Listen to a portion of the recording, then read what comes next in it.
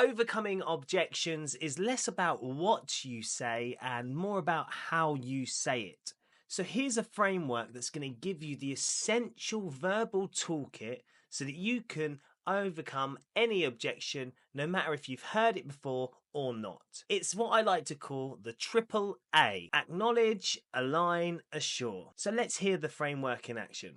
Let's say the customer says to you, "We're not ready to commit right now." Step one is to acknowledge the specific concern or objection. I completely hear you. It sounds like timing is a huge factor for you right now. Step two is to align with the person and how they're feeling at that time. You know, if I was in your position and uncertain about the next few months, I'd probably want to hold off too. And step three is the assurance, assuring that your solution is the right one for them. That's exactly why we've built this to roll out in phases, keeping you in control at all times. We move at your pace. This magical AAA, acknowledge, align and assure, it shows the customer that you're firstly listening to them by acknowledging their concern, objection, feel them, and you have empathy towards them by aligning with them, and you're demonstrating that although you have heard them, although you feel them, the solution is actually the right thing for them at that time. So try the AAA, acknowledge, align and assure today in your calls.